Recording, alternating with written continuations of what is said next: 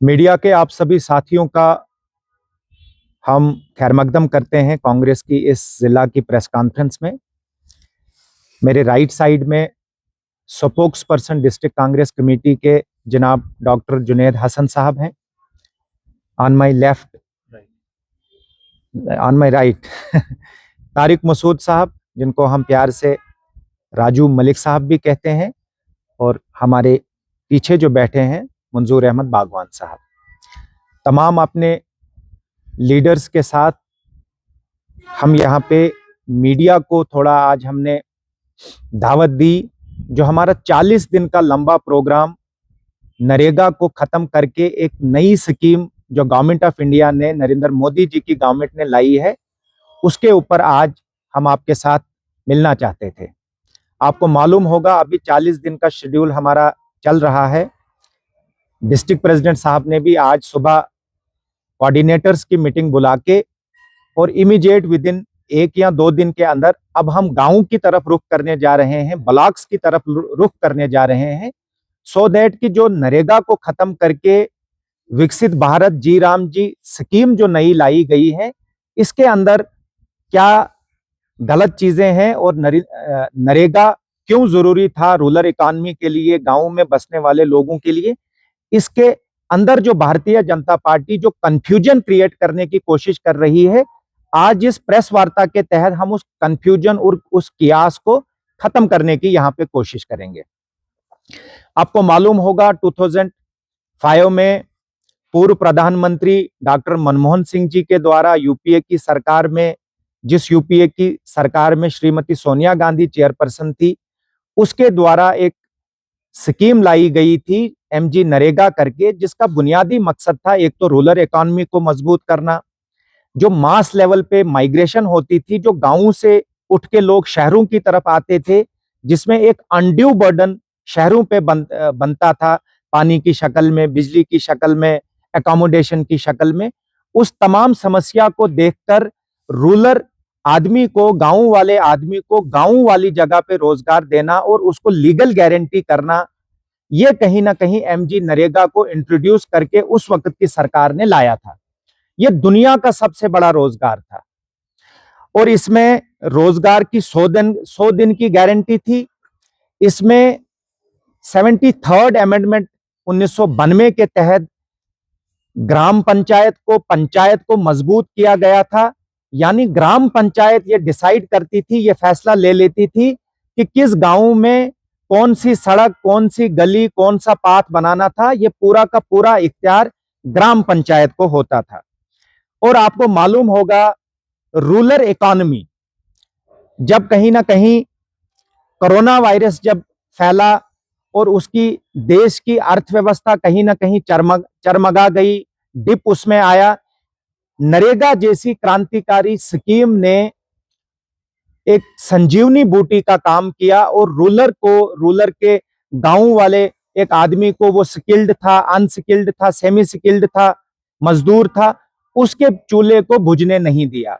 और पूरी दुनिया में एमजी नरेगा की इस स्कीम को कहीं ना कहीं इसको सराहा गया। आज नरेंद्र मोदी के द्वारा एनडीए की सरकार ने एक तो एमजी नरेगा को खत्म किया गया और इसको एक नई स्कीम के तहत रिप्लेस कर दिया गया। सबसे पहले तमाम कांग्रेस के लोगों का एक तो ऐतराज है ही है, और खास करके उन लोगों का ऐतराज है जो महात्मा गांधी जी को अपना रोल मॉडल मानते हैं, इस मुल्क का फादर ऑफ द नेशन मानते हैं, बाबा ए कौम मानते हैं। वो अलग अलग प्रांतों में लोग हों, वो अलग अलग जबान बोलने वाले लोग हों, उन तमाम लोगों का ऐतराज है कि ऐसा क्या हुआ जो महात्मा गांधी इस देश को आजाद करने में अपना कारनामा किया है, इस देश को आजादी के साथ साथ अखंड और तमाम लोगों को साथ लेकर आगे बढ़ने का जो एक महात्मा गांधी का विजन था, उसको जो नरेगा स्कीम, जो Mahatma Gandhi national rural employment act जो था, जिसको महात्मा गांधी जी को उस समय की सरकार ने खराजे तहसीन, खराजे अकीदत पेश किया था, आज ऐसी क्या मजबूरी पेश आई नरेंद्र मोदी जी के सामने कि इन्होंने महात्मा गांधी का नाम इस स्कीम से हटाया।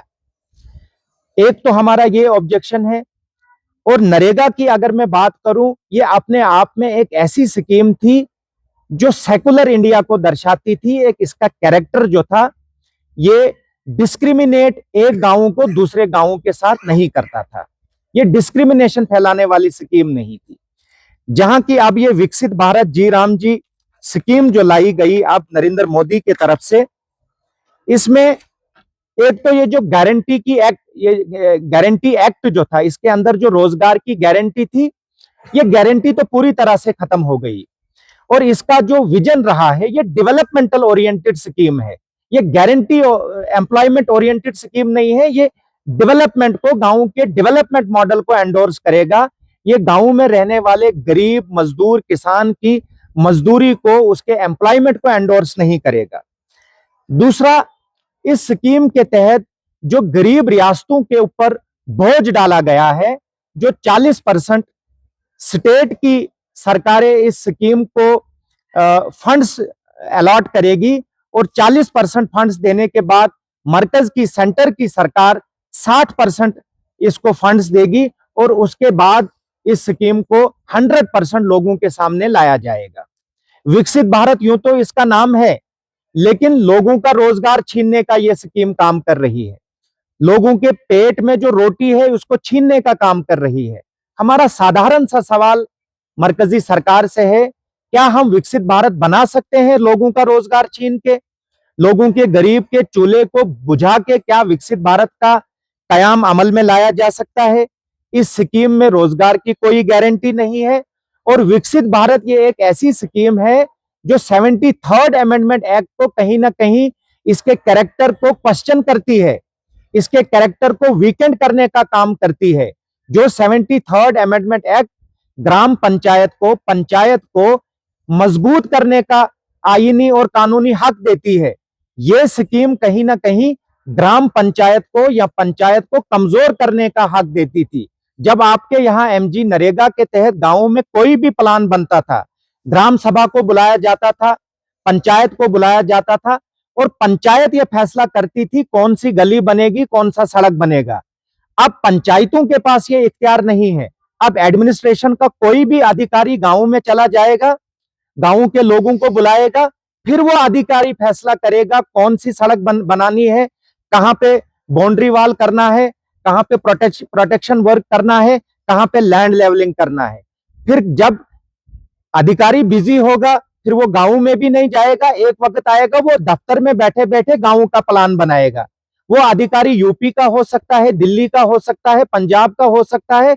मैं क्वेश्चन करता हूं, वो फिर अधिकारी दफ्तर में बैठ के हमारे इन गिरदो नवा में रहने वाले गरीब लोग, जो विलेजेस के अंदर है, पहाड़ों में लोग रहते हैं, उसका प्लान कैसे बना सकता है?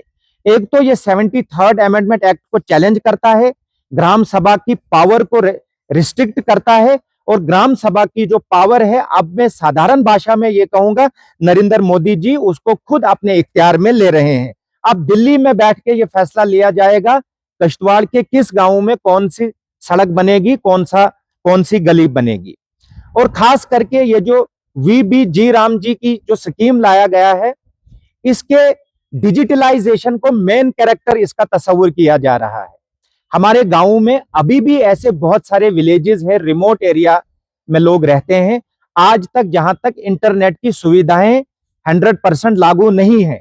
जब डिजिटलाइजेशन के तौर पे इस स्कीम के कैरेक्टर को फिक्स कर दिया गया है, तो आप हमें बताइए, जिस गांव में इंटरनेट की सुविधा नहीं है, वहां इन लोगों को कैसे फायदा मिलेगा?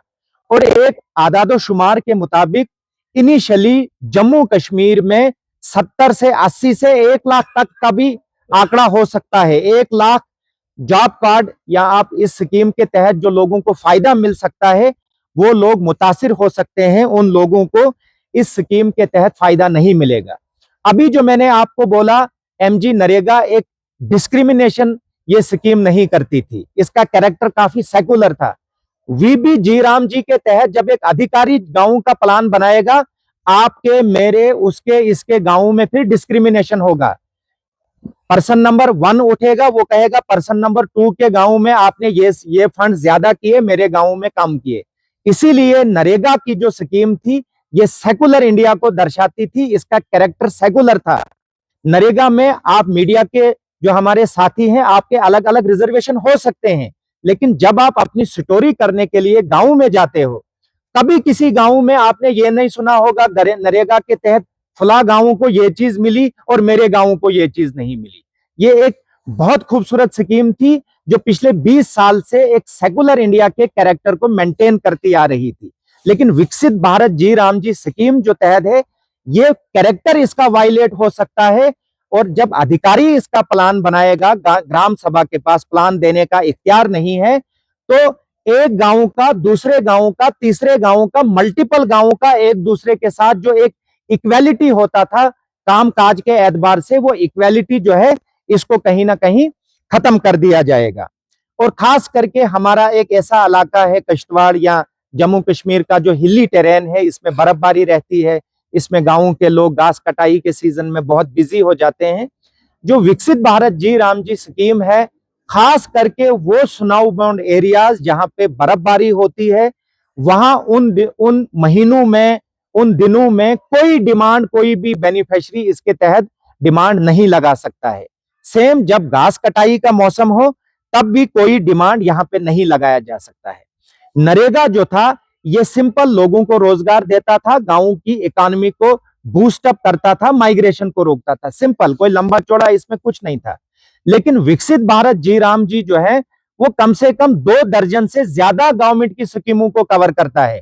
वो प्रधानमंत्री आवास योजना को कवर करता है, वो उज्ज्वला योजना को कवर करेगा, वो मुद्रा लोन को कवर करेगा। यानी 20-30 स्कीमों की रीपैकेजिंग करके आप लोगों के सामने ये कह के लाओगे, अगर किसी गांव में 10 बेनिफिशरीज को आप मुद्रा स्कीम के तहत लोन दोगे, आप विकसित भारत में उसको कवर करके ये कहोगे हमने गांव के इन 10 लोगों को लोन दिया। अगर प्रधानमंत्री आवास योजना के तहत आपने 50 मकान बनाए, आप विकसित भारत को उसको कवर करके ये बोलने की कोशिश करोगे हमारी विकसित भारत की स्कीम जो है बड़ी कामयाब चल रही है, इसके तहत 50 मकान बने। ये स्वच्छ भारत को भी कवर करता है, ये डिजास्टर को कवर करता है, ये जल जीवन मिशन को भी कवर करता है। मैं ये कहूंगा ये मल्टीपल गवर्नमेंट स्कीम जो ऑलरेडी चल रही है, अब कितनी वो स्कीमें कामयाब है, कितनी वो स्कीमें फेलियर है, उसका हम फिर कभी आप लोगों को तकलीफ देंगे तो उस पर फिर कभी बात करेंगे।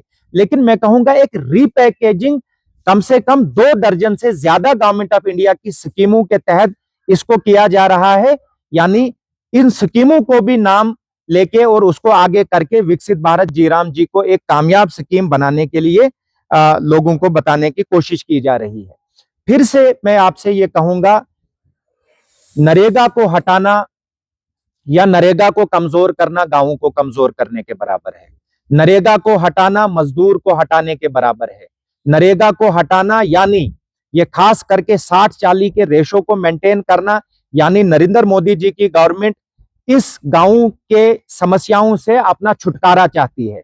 और कहीं ना कहीं हम इस प्रेस कॉन्फ्रेंस के माध्यम से जो हमने आउटरीच का आगे प्रोग्राम रखा हुआ है, हम लोगों को बावर कराने की ये कोशिश करेंगे कि नरेंद्र मोदी जी इन गांवों को भी एक टाइम आएगा, इसको भी बेचने की बात होगी। गांवों के अंदर जो एसेट्स हमारे बनने जा रहे हैं उन एसेट्स को भी बेचने की बात होगी। और रूरल इकोनॉमी के साथ, रूरल एम्प्लॉयमेंट के साथ नरेंद्र मोदी ने खुद अपने आप को अलग किया है। ये गांव और देहात में रहने वाले लोगों के साथ बहुत बड़ी ज्यादती है, जिस बिना के ऊपर हम कांग्रेस के मेरे साथियों के साथ हम लोग ये प्रेस कॉन्फ्रेंस कर रहे हैं। और मजबूती के साथ इस एजेंडा को, हमारी जो 40 दिन की मुहिम है, इसको एंडोर्स करके गांव की तरफ अब इसको मोड़ दिया जाएगा। आपका बहुत बहुत शुक्रिया।